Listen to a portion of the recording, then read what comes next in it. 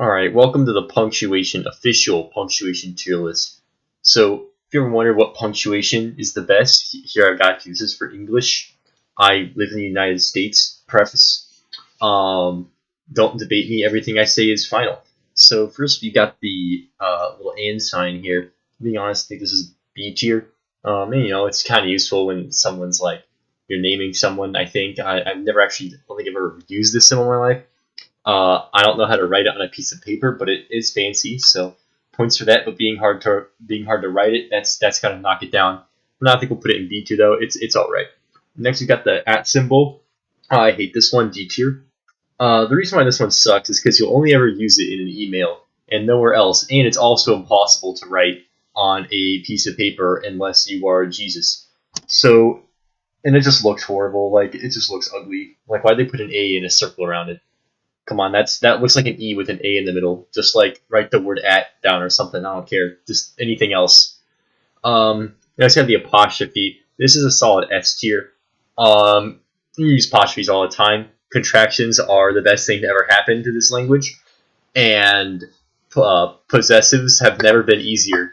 So now, if you imagine apostrophes weren't real, you'd have to put parentheses. Spoiler alert, parentheses are also really good. This is possessive in parentheses. That would suck. So yeah, apostrophe, easy S tier from your boy. Um, Next we've got an asterisk.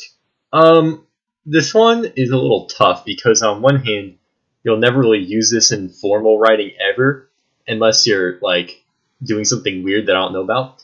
But on the other hand, it can be very funny. Oh yeah, footnotes. That's what I meant to say. Footnotes. It also can be funny if you put it around words in informal writing, and it's a good way to note footnotes. But if you have like more than one footnote on a page, then you kind of have to use like numbers instead of asterisks. And I don't know. Let's just say A tier because footnotes are really important, and also, informal writing, you can do something like apostrophe sweats or something. So it's pretty flexible. Um, but yeah, I wouldn't say it approaches the apostrophe. Next, we've got these square brackets, another D tier if I'm being honest for one reason. I'm going to be honest, I don't think I've ever used these outside of doing lists in Python or using them in calculus to show closed endpoints or whatever they're called. And anything that makes me think of calculus is an immediate D tier because I hate that class. Next up is the colon. I'd put this at the top of B tier right now. It gives a bit of flexibility in writing. It allows you to kind of carry on a sentence beyond where it would normally stop, and also it kind of mimics how people actually talk. Once I started learning how to use colons, my writing became so much smoother. But the reason colons are down here is they just get outclassed by a much superior piece of punctuation that we'll come to later. But I mean, they're not the worst thing you can use. They're just kind of average, which is why they're in the middle of B tier. Next up, we got commas. Again, S tier, above the apostrophe. Commas are amazing. They control the flow of your entire writing. You need them to make compound sentences. You need them to make some complex sentences. You need them to use positives. You need them to just break up things in dialogue. You need them to do all this stuff. It's great. And maybe there's a God tier up here. Commas come really close to entering the God tier, but they're not quite there because, once again, like the colon, it gets outclassed by another punctuation we'll see later on, but we won't get to that. Next up, we've got the hyphen. Yeah, I don't really know what to say about the hyphen. I guess I'll put it in C tier. I don't think I've ever used this thing, but unlike the at symbol, it's not impossible to write. Usually it's for like proper nouns, places that have the hyphen already in the name. A lot of what the hyphen covers is also covered by another punctuation later. Um, so, I mean, I don't really know what to say, so I guess C tier is a good home for it right now. Next, we have the degree sign. I'm going to put this at the top of D tier. I'll be honest, I have no idea besides the degree sign what it is used for. If anyone at all knows what sort of like convention this is used for besides degrees, that would be great because I have no idea what it does. Degrees are really annoying to write, and you could just write degrees instead. And unlike other units of measurement, it actually is probably easier to type out degrees on your keyboard than it is to hit the symbol. Also, it looks terrible. It's just a circle. I mean, I know, like, sometimes simplicity is better. Like, the comma looks amazing. I forgot to mention that when I got to comma. It looks great. but I mean, it just looks out of place when compared to lots of other characters. Um, it kind of looks too round almost, if that makes any sense. Next, we've got quotation marks. These are the top of A tier. Um, if you're writing dialogue, these are actually mandatory. Um, so points for that. They kind of look a little ugly, if you ask me. I think that adding just two apostrophes and two backless apostrophes, it could look better. But if you're using dialogue or if you're directly quoting someone in informal writing, there is no replacement, which is why they're very far up. Cool trick: if you combine the comma and the quotation marks repeatedly in a sentence, as well as the and conjunction, it makes for a godlike piece of evidence. If you're ever writing an AP Lit essay, tip for all you AP Litters out there. Next, you got ellipsis. I'm gonna put this at the bottom of A tier. If this didn't exist, then writing essays would suck because it allows you to omit parts of quotes that you don't feel like writing. And if writers know anything, it's that writing less is always better. You want to be concise in what you say, at least in formal writing. You want to try and be concise, and ellipsis allows you to be concise. Now they aren't S tier because while they do look pretty clean, um, they're not mandatory. Like you could write without them. Uh, I know when we get to the god tier punctuation, you could technically write without it, but ellipsis, um, another restriction they have is they're kind of limited to direct quotes. You can't really use them outside of that. At least I don't think. Next up, we've got the M dash. This is the god tier one.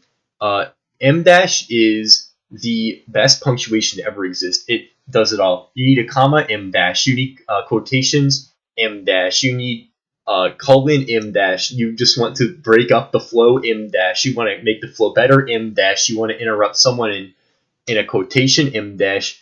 You want to do anything, M dash. The amount of flexibility this punctuation has is insane. It's unparalleled, and that's why it's in the god tier. Also, it looks great, and it also no one knows how to use them. They're sleeper tech. Use them in your essays to make you sound smart. Use them in your informal writing to also make you sound smart, and also make your sentences 3 times better than if you used a comma.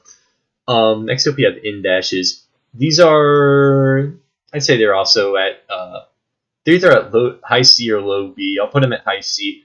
They serve a function, kind of like the hyphen, where you need them to do things like connect certain words together. Like if I were to say man-eating shark, I would need to put an in dash there to like show the relationship. At least I think. I don't think that's a hyphen. So it serves a specific niche, but you're not really going to be using it all too much unless you're referring to a specific noun over and over again that uses an in dash. So it's all right, but nothing to write home about. Next up, you have the equal sign. I'm just going to put this at the top of D tier. Once again, these two punctuation marks make me angry. This one just bewilders me, and I don't like it. This one is just it just breaks up the flow of writing so much if you use this. Instead, you should write equals instead. That would be so much better if you're writing like a scientific paper, unless you have like a section dedicated to a specific formula, in which case I guess that would be its one case, which is a good reason why it's not at the bottom of D tier. But otherwise, I would stay clear of this punctuation at all costs. Next, we have the exclamation mark. This might be a little of a hot take in the punctuation community, but I've never really been hot on the exclamation mark. It's just, in formal writing, you should basically never use it. And in informal writing, well, unless you're doing a factorial.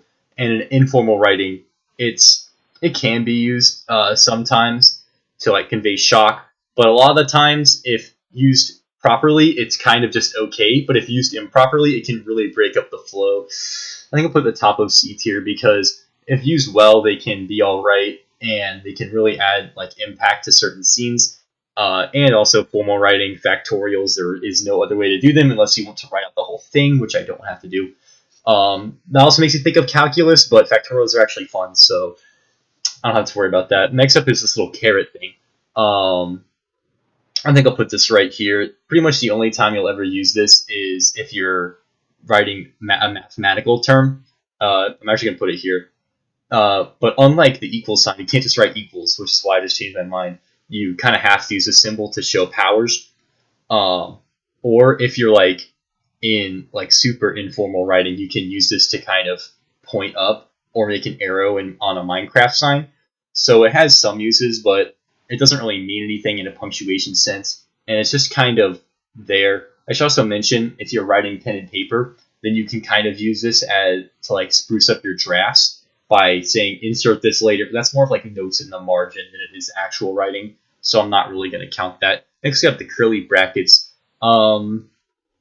These are tough ones to evaluate. I know I said square brackets, I'd only ever use them, and you'd only ever use them in programming and in math.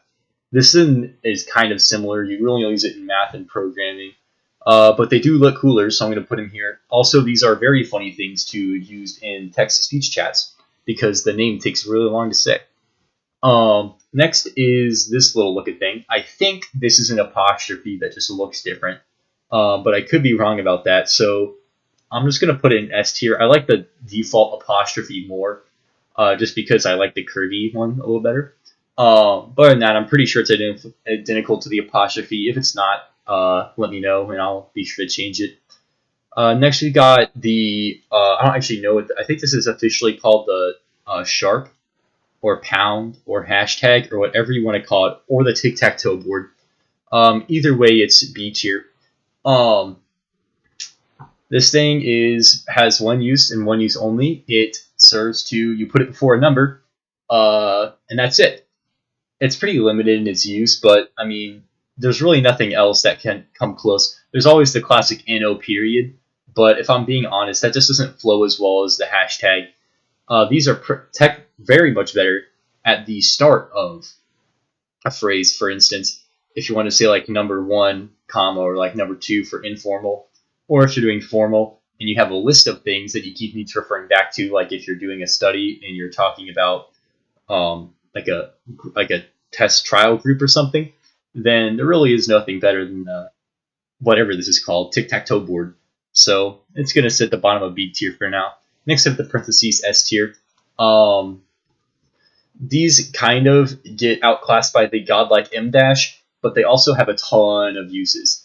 If in sort of informal writing, you can use them all the time to a positive, to do kind of in a positive. And in formal writing, a lot of things go in parentheses. These are also used in math and coding, and also a lot of other things that I probably don't mention.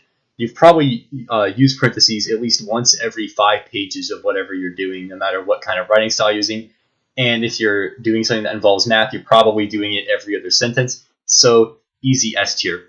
Next, I have the percent sign. I'm going to put this right here because it's kind of the same as this thing, where it serves one purpose and one purpose only, but it does it really well. And in fact, because it has no replacement, you could write NO period or just not use it. I'm going to put it here because it's right on your 5 key. So unlike this thing, you don't have to go into the special characters to use it.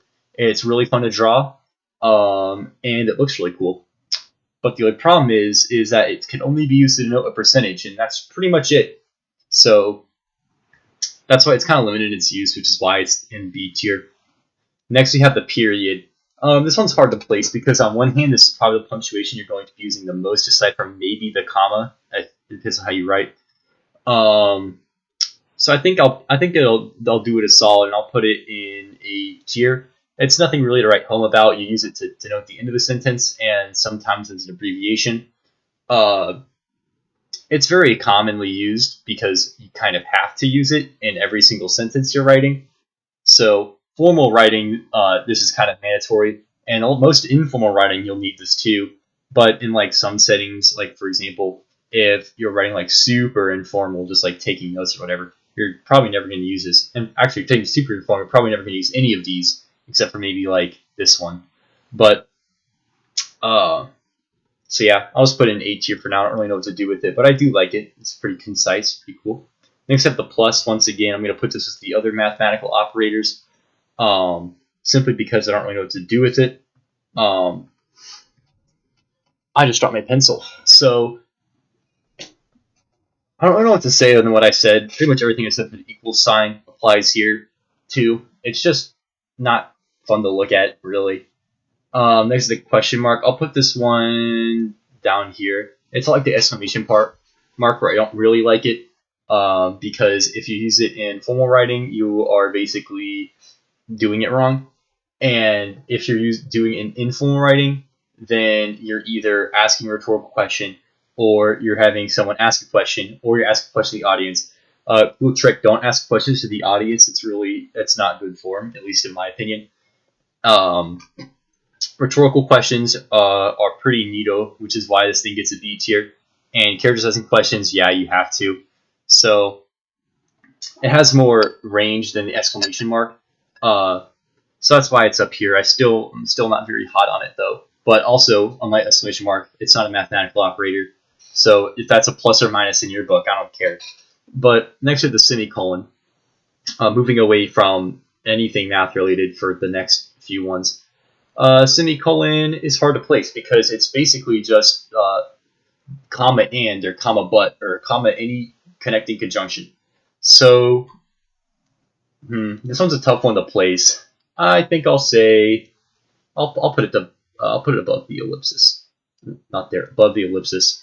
It can be pretty flexible because you can use it in place of any conjunction to make a compound sentence. So it can, if used well, you can definitely help the flow.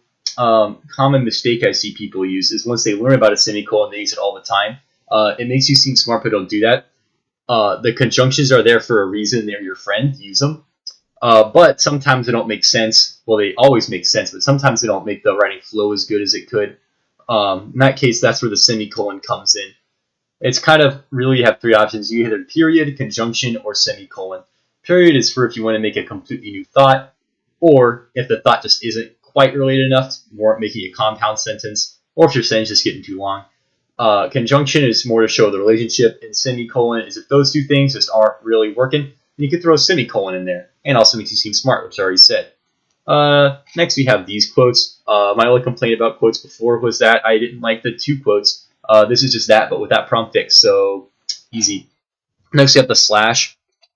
This one is tough to evaluate because in informal writing, this thing is pretty great because it's very flexible. It's kind of just the word or, but in punctuation form.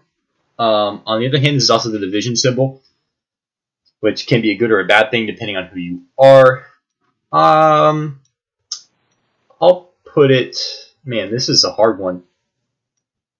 I think I'll put it right above here because it's pretty flexible unlike these three. But I don't think it's as cool as a colon if you're asking me, which you are because you're on this video. Next we have this. I have no idea what this is. I googled it.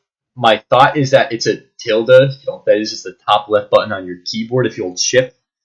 But it could be something else. If it is a tilde, I've never used one in my life. So I'll put it here. I don't actually know what purpose this serves in writing other than doing something in Minecraft. This is my time to reiterate that this is an English tier list. So I know some other languages use this thing too, above letters as accents. Same thing, that applies to this too, but in English you don't really do that. So down in D tier it goes. And then we have the pipe. I don't really know if this has any grammatical purpose or not.